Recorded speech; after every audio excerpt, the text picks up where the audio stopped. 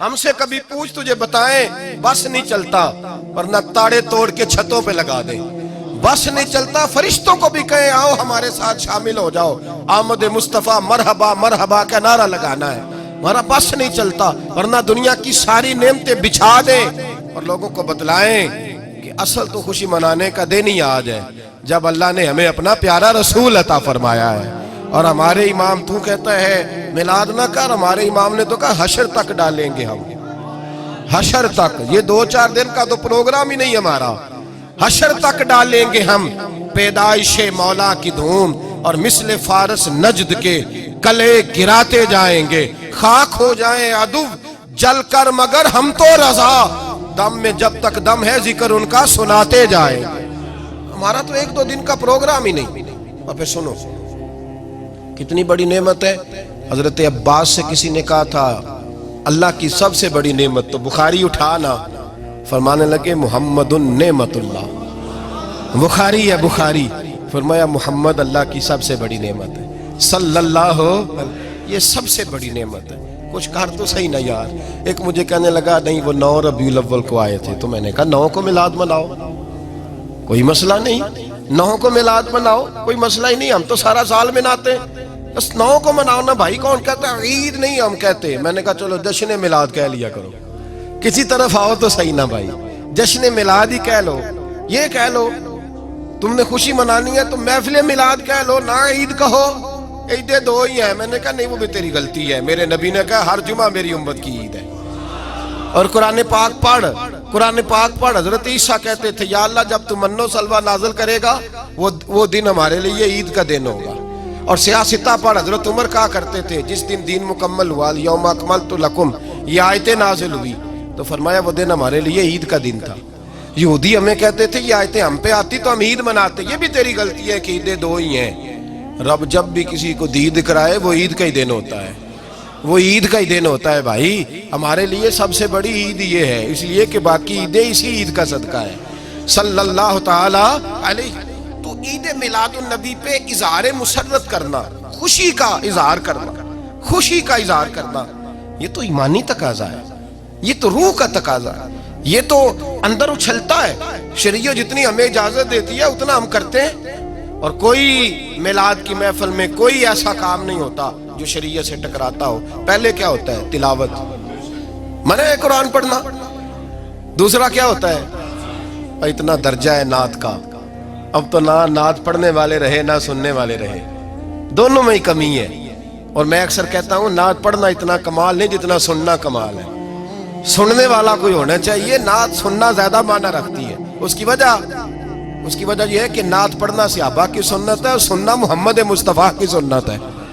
اور سننے والے کا درجہ، ہاں تیرا درجہ زیادہ ہے اگر تو سمجھے تو، اور اتنا بڑا درجہ کہ حضرت احسان بن ثابت نعت پڑھے تو نبی پاک اپنی چادر ممبر پہ بچھائے اور وہ میں نیچے نہ پاڑ ادھر میرے ممبر پہ بیٹھ کے پڑھ، یہ کوئی معمولی بات ہے؟ رسول اللہ کی نعت سننا، بلغ العلا بے کمال ہی کشفت دجا بے جمال ہی حسنت جمیع۔ شیخ سعدی کہتے ہیں 3 فقرے لکھے تو چوتھا ہوتا ہی نہیں تھا، میں سو گیا، بڑا پریشان تھا کہ چوتھا فقرہ نہیں بن رہا۔ بلغ العلا بے کمال ہی کشفت دجا بے حسنت جمیع، چوتھا لکھا نہیں جاتا تھا، نیند آ گئی، میری آنکھ لگی تو محبوب کا دیدار ہوا۔ حضور نے فرمایا پریشان پڑے ہو؟ میں نے کہا محبوبہ 3 لکھے ہیں چوتھا بن ہی نہیں رہا۔ حضور نے فرمایا چل سنا نا مجھے، یہ چھوٹا نعت پڑھنا کوئی چھوٹا کام ہے؟ یہ تو ہم نے کھاتا ہی غلط لوگوں کو دے دیا ہے، وہ تو اس قابل ہی نہیں تھے کہ نعت سنی جاتی۔ بلغ العلا بے، شیخ سعدی کہتے ہیں میں سنانے لگا اور مصطفیٰ سننے لگے۔ بلغ العلا بے کمال ہی کشفت دجا بے جمال ہی حسنت جمیع خصال ہی۔ تو حضور نے فرمایا چل سعدی کہہ دے صلو علیہ وآلہ، کہہ دے صلو علیہ وآلہ۔ فرماتے میں کہتا جاتا تھا اور مصطفیٰ مسکراتے جاتے تھے۔ کوئی چھوٹا درجہ ہے نعت تو ایمان ہے، نعت تو طاقت ہے، نعت تو تیری روح کو بیدار کرتی ہے، پر شرط ہے نعت ہو، شرط ہے، شرط یہ تقاضا ہے میں نعت ہو، وہ نہ ہو کہ نعت پڑھے نا۔ میرے حضرت صاحب فرماتے ہیں نعت کا مقصد ہے جب بندہ نعت پڑھے تو اس کا دل نبی پاک کے گنبد کی طرف جائے، جب نعت سنے تو اس کی توجہ رسول پاک کی جانب جائے۔ یہ نہ ہو کہ نعت سنے تو توجہ گانے کی جانب جائے، یہ نہ ہو کہ نعت ہو رہی ہو تو لوگ کہیں، میرے کان میں لوگ کہہ دیتے ہیں، آپ یقین کریں محفل میں بیٹھے لوگ کہتے ہیں فلانے گانے کی طرز پہ لاندہ جی، تو کدھر گیا دھیان اس کا؟ تو یہ نعت تو نے پڑھی ہے، یہ نعت سنی نہیں آج تک؟ اگر نعت پڑھنی ہو تو علامہ اقبال کی لکھی ہوئی پڑھا کر، اگر نعت پڑھنی ہو تو شیخ سعدی کی لکھی پڑھا کر، اگر نعت پڑھنی ہو تو حضرت حسان بن ثابت کی لکھی پڑھا کر، اور اگر تیرا دل کرے کہ نعت بھی ہو، جذبات بھی ہو، حسن بھی ہو، علم بھی ہو، عمل بھی ہو، قرآن بھی ہو، حدیث بھی ہو، تو پھر امام محمد رضا فاضل بریلوی کی پڑھا کر، پھر اعلیٰ حضرت کی پڑھا کر، تجھے پتا چلے چمک تجھ سے پاتے ہیں سب پانے والے، میرا دل بھی چمکا دے چمکانے والے۔ اعلیٰ حضرت کہنے لگے یا رسول اللہ میری سفارش نہ کرو، ڈر لگتا ہے، ڈر لگتا ہے، قیامت کی رات بڑی گہری ہے، سفارش نہ کرو، اس طرح کرو میرا بازو پکڑو اور جنت تک پہنچا کے آؤ، میرا بازو پکڑو اور جنت تک۔ کہتے ہیں میں مجرم ہوں آقا مجھے ساتھ لے لو، سونیا نہ ڈر لگتا ہے۔ وہ بچہ کہتا ہے میں نے نہیں باہر جانا، اندھیری رات ہے، ابا جی نال چلو، تو بلا مثال بلا تشبیہ صرف سمجھانے کے لیے، کسی کوئی بڑا ساتھ ہو تو ڈر نہیں لگتا۔ تو یہ نعت ہے نا، چمک تجھ سے پاتے ہیں سب پانے والے، میرا دل بھی چمکا دے چمکانے والے۔ کہتے ہیں یا رسول اللہ محشر کی رات بڑی گہری ہے، میں مجرم ہوں آقا مجھے ساتھ لے لو، کہ رستے میں ہیں جا بجا تھانے والے، سونیا جرم کر کے آیا ہوں اور پکڑا نہ جاؤں کہیں، مہربانی کر مجھے پردوں میں چھپا لے، مجھے مدثر اور مزمل کی چادر کے نیچے کر لے، میں مجرم ہوں آقا مجھے ساتھ لے لو، کہ رستے میں ہیں جا بجا تھانے والے۔ اور پھر تڑپ اٹھے، کہنے لگے کوئی یہ نہ سمجھے وہ چلے گئے، تو زندہ ہے واللہ تو زندہ ہے واللہ، میری چشم عالم سے چھپ جانے والے، میری چشم عالم سے چھپ جانے۔ تو بھئی نعت ہو، نعت جو اس کا معیار ہو، اس معیار کی نعت، یہ کوئی طریقہ نہیں کہ دو بندے دف لے کے آ گئے، چار اس کے ساتھ نعت خاں صاحب آئے ہیں، نماز گھر پڑھ آئے ہیں، گھر جا کے دوبارہ پڑھیں گے۔ اور میں بات ابھی عرض کروں گا، مجھے یہ مضمون مکمل کرنے دے، پھر تقاضوں پہ آتا ہوں۔ محفل میلاد تو رسول اللہ کے آنے کا شکر ہے، قل بفضل اللہ وبرحمتہ فبذلک فلیفرحوا، محبوب کہہ دے جب فضل ملے رحمت ملے تو پھر انہیں چاہیے کہ خوشی بنائے۔ محفل میلاد، اور بھائی یہ نہ کہا کر کے یہ پیسے غریب کو دے مسکین کو دے، محفل میلاد میں بات غریب کی ہوتی ہے۔ ہم بتاتے ہیں کہ یہ وہ دن ہے جس دن آ کے میرے نبی نے بیوہ کی بات کی ہے، غریب مسکین لاچار غریب کی بات کی۔ یہ محفل میلاد غریبوں کے جلسے کا نام ہے۔ اعلیٰ حضرت فرماتے ہیں ہم غریبوں کے آقا پہ بے حد درود، ہم فقیروں کی ثروت پہ لاکھوں سلام۔ یہ میلاد غریبوں مسکینوں یتیموں بیواؤں کے نام کا جلسہ ہے، شکوہ ہے مجھے اس جلسے سے۔ جلسہ تو میلاد کا ہو پر صدارت چودھری کر رہا ہو، صدارت مالدار کر رہا ہو، وڈیرا کر رہا ہو، کوئی ضرورت نہیں۔ جلسہ میلاد کا ہو تو صدارت کسی غریب کو کرنی چاہیے، ماڑے کو کرنی چاہیے، ورنہ ضرورت کیا ہے؟ جو حضور کے میلاد میں آئے ہیں وہ سارے مہمان خصوصی ہیں، کوئی حرج نہیں، کچھ نہیں ہونے لگا، کوئی نہیں کھا جاتا، چھوڑیں اس چیز سے باہر آئے۔ تو یہ تو شکر ہے، اور یہ تذکرے جتنے میلاد کے تذکرے ہوں گے اتنی غریبوں کی بات ہوگی، اتنی اسلام کی روح کی بات ہوگی، بیوہ کی بات ہوگی۔ اور صحابہ تو اس دور میں لوگ کہتے ہیں صحابہ میلاد کرتے تھے، میں نے کہا چلو تمہیں سمجھ تو نہیں آنی پر سمجھا دیتا ہوں، صحابہ تو اس وقت کرتے تھے جب کرنا تھا ہی بڑا مشکل، اب تو مشکل نہیں نا، صحابہ تو تب کرتے تھے جب کیا جا سکتا ہی نہیں تھا، بڑا مشکل۔ سنو ابن شام اٹھا کے دیکھو، سیرت کی کتابیں پڑھو، نبی پاک صلی اللہ علیہ وسلم کے صحابہ قریش مکہ کے ظلم و ستم سے تنگ آ گئے، حضور نے بعض مجبوروں بے کسوں کو اجازت دے دی حبشہ ہجرت کر دے، حبشہ چلے گئے۔ حبشہ جب پہنچے تو ان میں حضرت جعفر طیار بھی تھے، حضرت علی کے بھائی، اور ایک گروہ تھا پورا صحابہ کا جو حبشہ گیا۔ قریش مکہ نے وہاں پر بھی آرام سے نہ بیٹھنے دیا، پیچھے سے کچھ سردار گئے، جا کے چھیڑا، کہا یہ ہمارے بھاگے ہوئے غلام ہیں، ہمارے بتوں کو برا کہتے ہیں، نیا دین انہوں نے اخذ کر لیا ہے، ہمارے حوالے کر دو۔ حضرت جعفر طیار کہتے ہیں نجاشی بادشاہ نے ہمیں بلایا، کچھ لوگ میرے دوست مشورہ دینے لگے ذرا ہلکی پھلکی بات کرنا، کہتے ہیں میں نے کہا میں ہلکی کیوں کروں، میں تو کھل کے کروں گا، کھل کے مصطفیٰ کے تذکرے حشر تک ڈالیں گے ہم۔ حشر تک پروگرام بتایا، حشر تک ڈالیں گے ہم پیدائش مولا کی دھوم، دم میں جب تک دم ہے ذکر ان کا سناتے جائیں گے۔ فرمایا میں ہلکی بات نہیں، حضرت جعفر نے نجاشی بادشاہ کے دربار میں کھڑے ہوئے، اسلام کی غربتوں کا عالم، غربتوں کا، ابھی مکے میں رہنے کو جگہ نہیں، مکے والے ستاتے، مدینے ہجرت ہوئی نہیں، حبشہ گئے تو وہاں پہلے ہی کافر پیچھے پہنچ گئے، اتنے کٹھن حالات، اتنے برے اور کڑے وقت میں نجاشی کے دربار میں جب نجاشی بادشاہ نے جناب جعفر سے پوچھا کہ یہ کہتے ہیں تم نے دین بدل لیا ہے، تم باغی ہو گئے ہو، نئے رستے پہ لاگو، بتاؤ۔ تو حضرت جعفر طیار نے نجاشی کے بادشاہ میں وہی باتیں کی جو ہم محفل میلاد میں کرتے ہیں، وہی جملے، وہی میلاد کا وہی سارا پس منظر۔ حضرت جعفر طیار بول پڑے، فرمانے لگے نجاشی ہم تو بیٹیاں زندہ دفن کر دیتے تھے، نجاشی یہی باتیں ہوتی ہے نا محفل میلاد، ہم بیٹیاں دفن کرتے تھے، کسی کا عورت کا خامد مر جاتا تو اس عورت کو بھی ساتھ دفن ہونا پڑتا، اس کی زندگی مردے جیسی کر دی جاتی، بہنوں پہ ظلم ہوتا تھا، بیٹیوں کو جائیداد میں حصہ نہیں ملتا تھا۔ اے نجاشی ہمارے ہاں غریب پسا کرتا تھا، یتیم پسا کرتا تھا، مجبوریاں تھیں، پریشانیاں تھیں، دکھ ہی دکھ، آزمائشیں ہی آزمائشیں، بس پھر اللہ نے ہمیں اپنا رسول عطا فرما دیا، پھر اللہ نے ہمیں اپنا رسول عطا فرما دیا، وہ اپنے پرائے کا غم کھانے والا، مرادیں غریبوں کی بر لانے والا، مصیبت میں غیروں کے کام آنے والا، اللہ نے ہمیں رسول دیا۔ فرمایا بس ہم اس کے جھنڈے تلے جمع ہو گئے اور ہم ان کے بتوں کو نہیں مانتے، رسول اللہ صلی اللہ علیہ وسلم کی بات کو مانتے، ایک خدا کی عبادت۔ تو صحابہ تو وہ باتیں اس عالم میں کہا کرتے تھے، جب کہنا بڑا مشکل تھا انہوں نے وہی میلاد کی باتیں جو ہمارے ہاں ہوتی ہیں، یہی ہوتی ہے نا میلاد کی بات۔ ایک صاحب شکوہ کرنے لگے، کہنے لگے تھی مولوی ہر محفل میلاد میں یہی بتاتے ہیں بیٹیاں زندہ دفن ہوتی تھیں، فلاں ہوتا، اب بدل لینا چاہیے۔ تو میں نے کہا جب باتیں ہیں یہ تو بدلی کیسے جائیں، باتیں ہیں یہ جو ہر سال محفل بعد میں دہرایا جاتا ہے تو بتایا جاتا ہے کہ ابھی بھی بیٹی کے آنے پر پریشان نہ ہونا، اور بیٹی تو اب بھی دفن ہوتی ہے نا کئی کئی رنگ میں، کوئی جائیداد کے نیچے دب جاتی ہے، کوئی ساس سسر کے ظلم کے نیچے دب جاتی ہے، کوئی زیور کے بوجھ میں دب جاتی ہے، کوئی جہیز کے مطالبے میں، تو بیٹیاں تو دفن ہو رہی ہیں ابھی، اس لیے ہم میلاد زیادہ مناتے ہیں تاکہ بیٹیاں آزاد ہو جائیں۔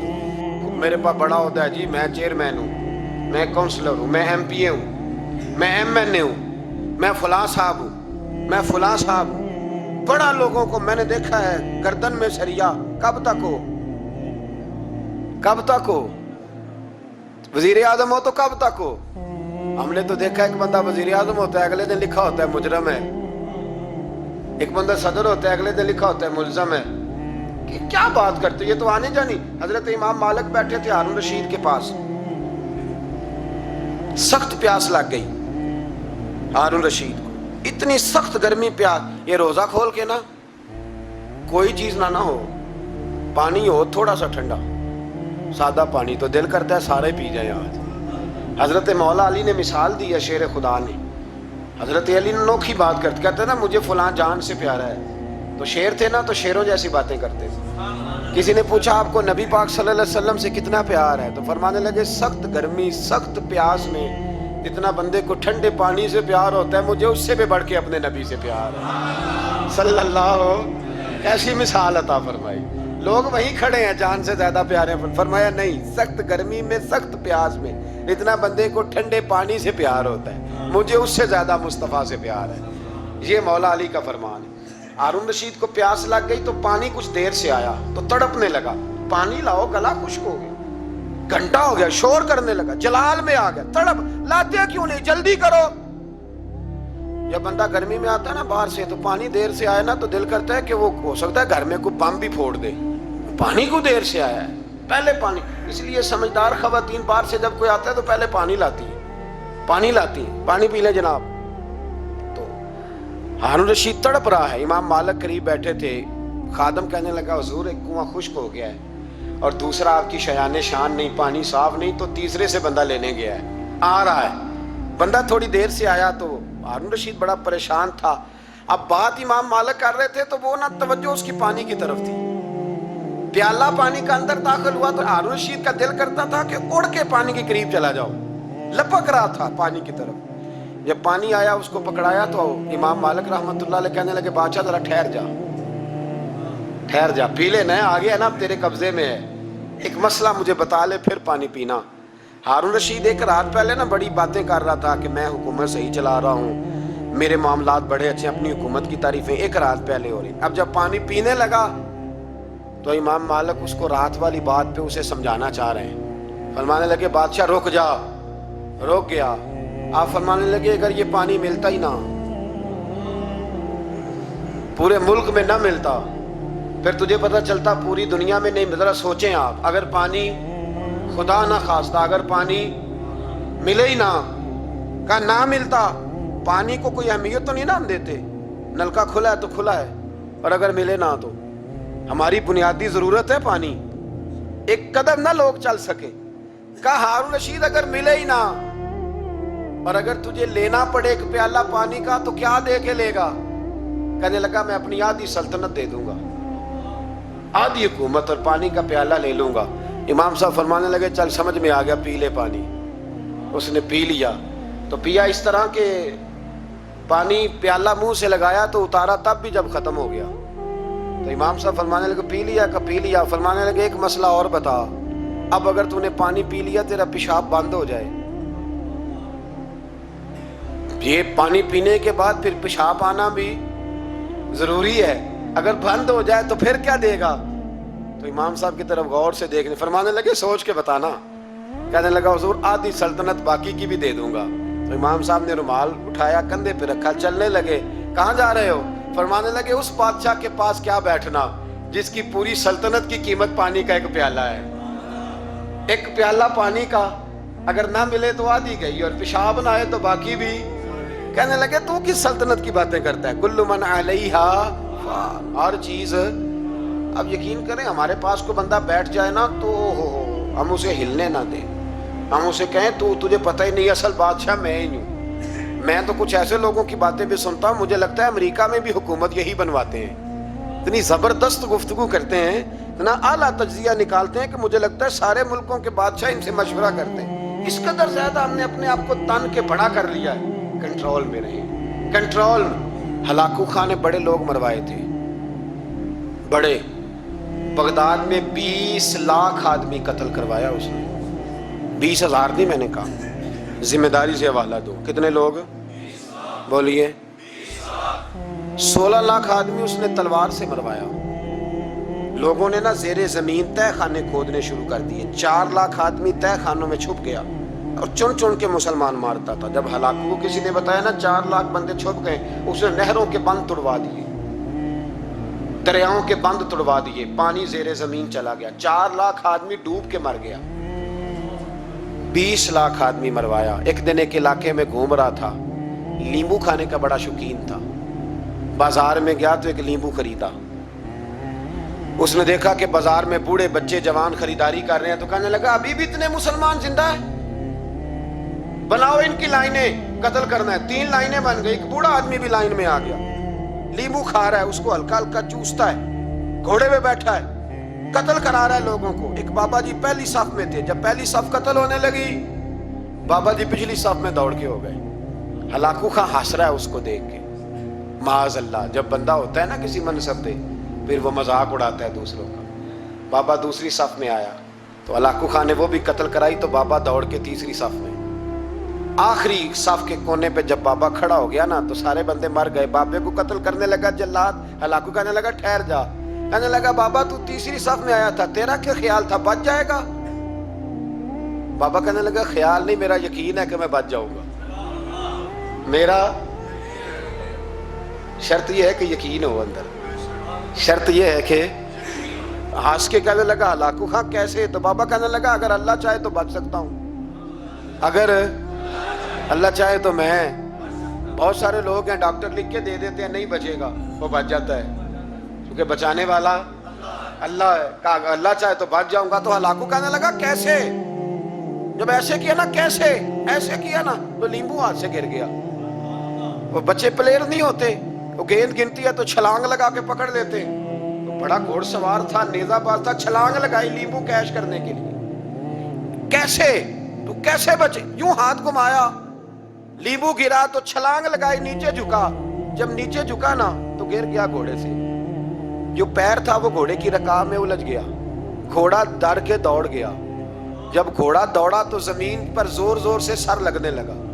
सिपाहियों कहता दौड़ो, इसको पकड़ो। सिपाही भी दौड़े पर घोड़ा काबू ना आया। घोड़ा उस वक्त रुका जब ना उसका चेहरा पहचाना जाता था, ना आंखें सलामत थी, ना नाक सलामत थी। उसकी खोपड़ी सारी इस तरह चूर चूर हो गई जैसे किसी ने हथौड़े के साथ पीसी हो। हलाकू की लाश से खून बह रहा था। बाबा हंस रहा था। एक सिपाही कहने लगा बाबा तू क्यों? कहने लगे मैं अपने रब की कुदरतों पे मुस्कुरा रहा हूं। कुल्लु मन अलैहा फान व यबका वजहु रब्बिका ज़ुल जलाल वल इकराम। का मैंने इसे समझाया था कि बचाने वाला बचा लिया करता है, तो उसने मुझे